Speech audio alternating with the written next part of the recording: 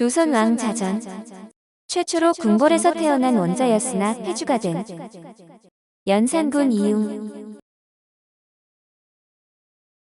연산군 이융은 성종의 적장자이자 중종의 이복형으로 조선에서 광해군과 함께 반정으로 폐위된 후 복이 되지 못해 조종으로 끝나는 묘호를 끝까지 받지 못한 임금 중 한 명입니다. 조선 왕조실록에서는 연산군보다는 폐주, 폐왕, 폐조라고 불리는데 1476년 11월 23일 새벽 1시경 경복궁 교태전에서 국왕성종과 중전 윤씨의 장남으로 태어났습니다. 단종 이후 오랜만에 나온 적장자 출신 왕으로 승지였던 현석교와 임사응이 궁궐에서 원자가 태어난 것은 처음이라며 성종에게 축하를 보낸 기록이 있는데 오늘은 왕자 시절과 여담을 중심으로 소개하겠습니다. 어린 시절 연산군과 성종의 일화가 있는데 성종이 연산군과 함께 밖에 바람 쐬러 나왔다가 성종이 너도 좋냐고 묻자 연산군은 소떼를 보며 송아지도 어미소가 있는데 저는 왜 엄마마마가 없냐고 말했답니다.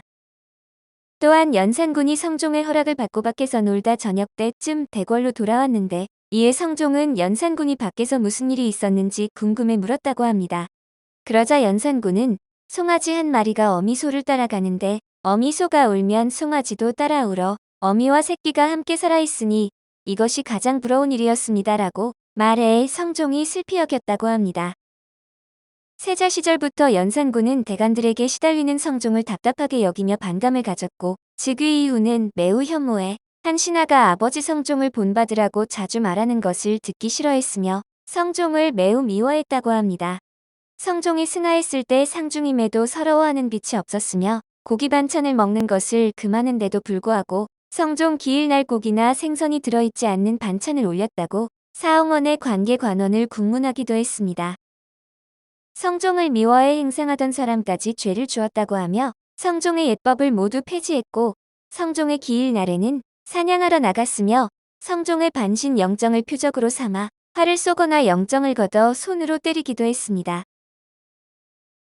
성종실록 197권 성종 17년 11월 10일 신의 두 번째 기사 1486년 명성화 22년 대사원 이경동 등이 충청도의 연분 등급을 더하지는지 여부 등을 의논하다. 특징관 예조판서 유지가 아뢰기를 성안에 요기가 많습니다.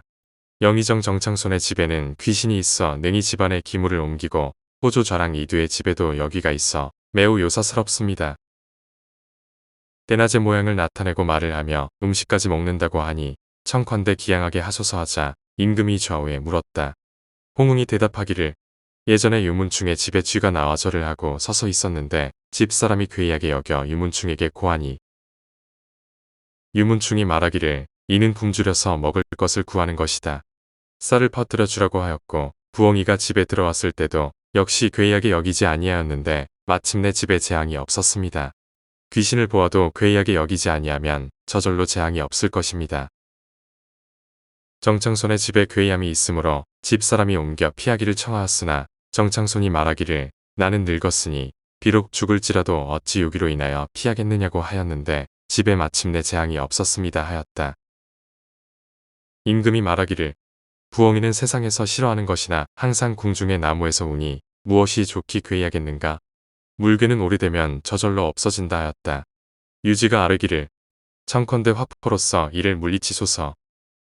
성종실록을 보면 연산군 즉위 전 성안의 요기들이 나타났고 호조 좌랑 이도의 집에서 여기가 나타나 말을 하며 음식을 먹었는데 상반신이 없어 음식이 허공에서 없어지는 것처럼 보였다고 합니다. 영의정 정창손의 집에서는 귀신이 집안의 그릇을 옮겼다는 기록이 있는데 예조판서 유지가 화포로 귀신들을 퇴마하자고 한 것은 화약을 이용해 나쁜 귀신을 쫓고 재앙을 막자고 의견을 낸 것입니다. 성종은 아무 대응을 안 했지만 훗날 연산군은 11년 6월 18일 종묘에서 화포를 쏘아 귀신들을 모두 물리치는 데 성공했는데 이 이야기는 일본의 만화가인 미즈키 시게루가 그려 일본에도 소개되었습니다. 연산군은 방탕한 여색 때문에 오해를 하기 쉽지만 정실 부인인 중전 신씨를 매우 아끼는 애처가였는데 신씨는 신수군의 동생으로 성격이 후독하고 엄정하기로 유명했습니다. 실록에 신씨가 왕대비와 설릉에 친히 제사를 하러 갔다고 연산군이 교회나 제천정에 나가 직접 맞이하였다는 기록도 있는 등 신씨를 아낀 대목이 자주 등장합니다. 갑자사화 때 연산군을 거스르고도 뒤탈이 없었던 유일무이한 인물인데 연산군이 손에 검을 들고 자순대비를 찾아가 밖으로 나오라며 협박하자 신씨가 막아 자순대비를 구원했다고 합니다. 중종반정 후 연산군과 신씨는 유배될 때 다른 곳에 보내졌는데 신씨는 연산군과 함께 가게 해달라고 울며 매달렸고 연산군은 죽을 때 특별한 말은 없었고 중전이 보고 싶다는 말을 남겼다고 합니다. 연산군이 죽은 후 신주를 신씨가 직접 모셨고 신씨가 간청해 원래 강화도에 있던 연산군의 무덤을 몇 년 뒤 오늘의 위치로 이장했는데 신씨 역시 사망 후 연산군의 옆에 묻혀 유언은 이루어진 셈입니다. 연산군은 거창군 부인 신씨와의 사이에서 연년생으로 8명의 자식을 얻은 반면 20여 명의 후궁에게서 얻은 자식은 5남 7녀로 신씨 1명과의 사이에서 낳은 자식들보다 겨우 3명이 많습니다. 또한 자식들 중 거창군 부인 신씨의 자식들을 가장 아꼈다는데 특히 장녀 휘신공주를 워낙 아껴 혜택을 많이 줘 챙겨주었고 아들 중에서도 신씨의 자식인 창녕대군 이성을 가장 아꼈다고 합니다. 연산군과 거창군 부인 신씨 사이에서 두 번째로 태어난 아들이었으나 살아남은 아들 중 장남이었던 세자 이고의 성품은 아버지 연산군과 매우 정반대였다고 합니다. 세자 이고는 만 4세의 왕세자로 책봉되었고 왕의 기질이 있고 총명하고 학구열이 높았다는데 어느 날 연산군이 내관에게 세자가 얼마나 성취하였나고 묻자 내관은 세자의 기상이 꼭 성종을 닮았다고 했답니다. 그러자 연산군은 내관을 향해 칼을 휘둘러 내관은 거의 죽다 살아났다는 일화도 있는데 야사에는 박원종 등이 신수군에게 누이와 딸 중 누가 더 중하냐고 묻자 신수군은 총명한 세자를 믿고 살겠다고 했답니다. 연산군의 아들 중에서 연산군이 폐위된 이후 반정 공신들에 의해 사약을 받아 사사되었다고 이름이 기록된 것은 4명이며 이들 이외 연산군의 아들들도 추가로 사사되었을 가능성도 있습니다. 반정 공신들의 이런 조치는 당시 불법인데 조선의 법도는 역적의 자손이라도 16세 미만의 경우는 사형을 금하고 노비로 만드는 것이 최고형이었습니다. 아들 중에선 앞에서 말한 것처럼 창녕대군 이성을 가장 아꼈다는데 승지 김감이 창녕대군의 보양을 맡고 있다고 쌀 15섬을 주었고 이후 임사웅이 왕의 총애를 위해 창녕대군을 자신의 집으로 옮기기를 청하기도 했습니다. 그 이후에 정미수가 창녕대군을 보양했는데 연산군은 정미수의 집값을 시가보다 더 주게 했고 창녕대군에게 노비백구를 내렸을 뿐만 아니라 논과 밭에 세금을 면제하고 노비들의 점역을 면제해 주었습니다. 특히 딸바보였는데 장녹수 사이에서 태어난 딸 영수를 매우 사랑했다고 실록에 언급돼 있으며 영수와 후궁 정금 사이에서 태어난 딸 이암금에게 집 한저와 노비 15구 밭 5결을 하사했다고 합니다.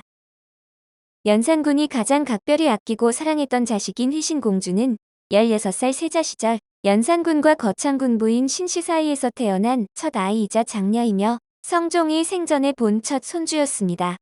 13세 때 구수영의 아들이자 1살 연하인 구문경과 혼인했는데 연산군이 휘신공주를 엄청 아껴 공주 때문에 운 좋게 위기에서 벗어난 사람도 있었습니다.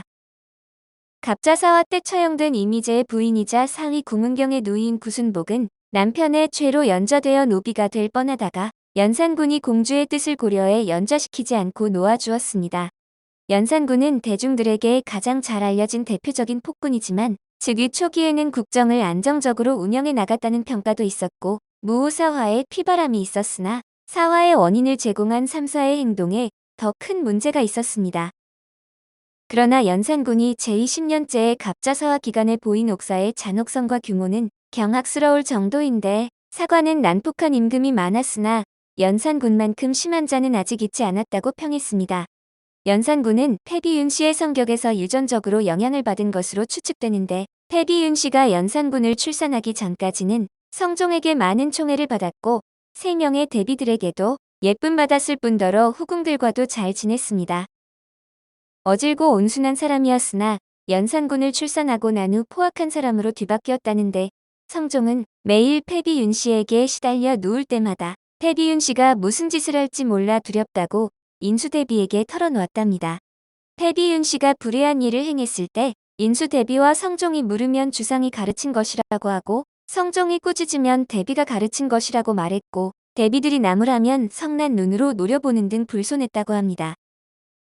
무튼 패비윤 씨는 성종에게 집착하면서도 죽이려 했으며 성종 앞에서 흉악한 짓을 함부로 하고 성종을 경멸해 노예대하듯 했을 뿐 아니라 대놓고 눈을 뽑고 팔을 끊어버리고 싶다는 등 극악무도한 말을 퍼부었습니다. 또한 스스로 상복을 입으며 늘 내가 오래 살면 후일에 볼만한 일이 있을 것이라고 해서 원자를 내세워 뜻을 이뤄 권력을 맘대로 휘두르고자 기약했다고 합니다. 또 비상가루를 옷 속에 차고 다니고 약물과 굿하는 책을 갖고 다니며 주머니에 건시와 비상을 같이 넣어두며 자식을 낳지 못하게 하는 일, 반신불수가 되게 하는 법, 사람을 해하는 방법을 작은 책에 쓰기도 했습니다. 이렇게 감정 기복이 심하고 충동적이면 상대를 안 가리는 극단적 언행에 따른 인간관계 파탄과 성격이 변하기 시작한 연령을 따지면 경계성 인격장애 또는 조현병일 가능성이 높습니다.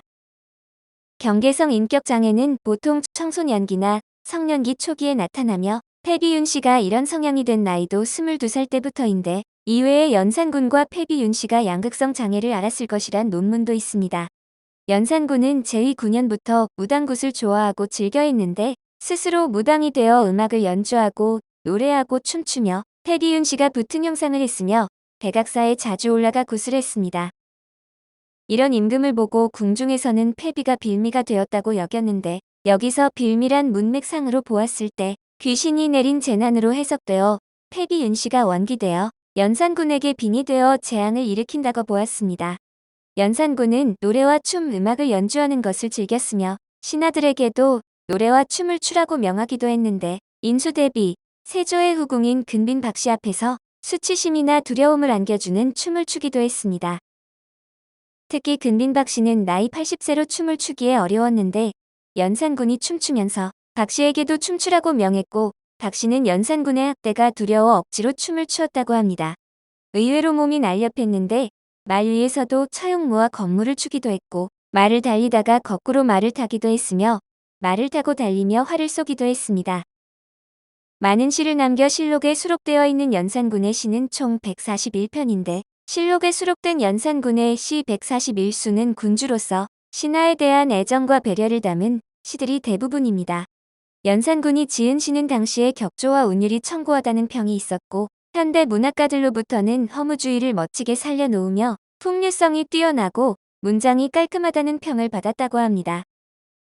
꽃과 나무를 사랑했는데 조선의 왕들 중 꽃가꾸는 취미와 관련해 가장 많은 기록이 남아있는 국왕이었으며 각 꽃의 생태에 대해서도 잘 알고 있을 정도로 꽃에 대한 조예가 깊었다고 합니다.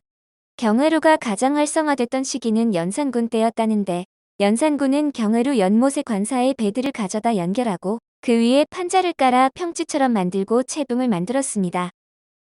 바다에 있는 삼신산을 상징해 연못 가운데는 만세산, 왼쪽엔 영충산, 오른쪽엔 진사산을 만들어 세 산이 높직이 치솟았고 그 위에는 전우, 사관, 인물의 모양을 버려놓아 기교를 다했습니다.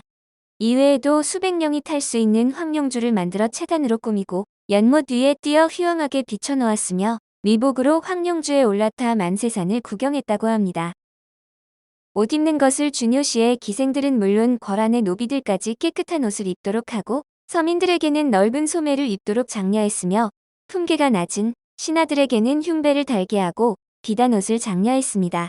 즉위초 연산군은 잔병치레가 잦았지만 제2 중반, 후반에 들어서는 눈병 외에는 다른 병상은 없었고 사소하고 가벼운 증상들만 있었는데 금방 호전되었으며 제2 후반에는 아무런 증상이 없었습니다. 스트레스가 원인으로 보였는데 대간들로 인한 스트레스로 잘 완쾌되지 않았고 완쾌됐어도 재발하는 과정을 반복했지만 신하들을 억누르고 나서부터는 몸 상태는 많이 좋아졌다는 것을 알 수 있습니다. 영화 간신에 나오는 연산군은 실제 외모 고증과 상관없이 관자놀이에 붉은 반점을 그려 넣었는데 이에 대해 배우 김강우는 인터뷰에서 연민을 넣고 이해를 시키고 싶어 붉은 반점을 그려 넣었다고 했습니다. 영화 간신이 나온 이후로 연산군 얼굴이나 미간에 큰 반점이 있었다거나 공보 자국이 있었다는 등 연산군의 실제 외모 고증과는 전혀 다른 외모 묘사로 알려져 있기도 합니다. 연산군의 어지는 실제로 전해 내려오는 것이 없는데 온라인에 연산군 상상화라고 알려져 있는 그림은 화백이 아닌 네티즌이 그린 것으로 밝혀옴에도 그 그림이 실제 모습으로 오해하는 경우가 종종 있습니다. 어린이용 위인전이나 역사 만화에서는 사치스러운 폭군이었음을 강조하기 위해서인지 비만인 모습으로 묘사하지만 실제 연산군의 외모와는 거리가 멉니다. 연산군의 체형은 호리호리했는데 한 군사에게 몸과 허리가 가늘어 그다지 웅장하지 못하고 위대하지 않다며 임금의 위엄이 없다는 뒷말을 들을 정도였습니다. 또한 야사에 의하면 패비 윤씨가 등장하는 것만으로도 주위 공기가 서늘해질 정도의 미인이었다는데 연산군 외모는 모친 패비 윤씨를 닮아 고운 이목구비를 가지고 있어 여인네 같다는 뒷말도 들었다고 합니다. 이런 모습 때문에 연산군은 자신의 외모를 기피하고 컴플렉스가 있었던 것으로 보이는데 당시에는 수염이 길고 육중하고 웅장한 떡대 좋은 체형이 건강과 더불어 미의 상징으로 여겨졌습니다. 전해 내려온 기록에 따르면 연산군은 아버지 성종을 닮아 키가 컸다고 하는데 연산군과 그의 아버지 성종의 키가 정확히 몇 척인지는 전해 내려오는 것이 없지만 간접적으로 살펴볼 수 있는 기록이 전해집니다. 어느 날 성종이 내전에 있는 패비 윤씨를 찾아갔는데 마침 명주를 짜고 있던 중전이 배틀에서 내려와 성종을 맞이하면서 어찌 그리 키가 크냐고 물었다고 합니다. 그러자 성종은 자기보다 더 큰 사람도 있다며 당시 조정 대신 중 장신축에 들었던 허종이라는 신하를 내전에 불러들였다는데 허종은 키가 2m가 좋게 넘었다고 합니다. 성종은 허종과 자기 키를 비교한 후 조정에서 허종 다음으로 자신이 크다고 해서 성종도 상당히 장신이었다는 것을 알 수 있고 연산군도 아버지를 닮아 키가 컸다고 해서 이에 못지않게 상당한 장신이었을 것입니다. 집안에 미남 미녀가 많았던 것으로 보이는데 인수대비는 그 당시 여성치고 키도 크고 상당한 미인이었다고 전해지며 그녀의 외모를 물려받은 성종의 형인 월산대군도 미남이었다고 합니다. 오늘 조선왕자전은 최초로 궁궐에서 태어난 원자였으나 폐주가 된 연산군 이용이었습니다.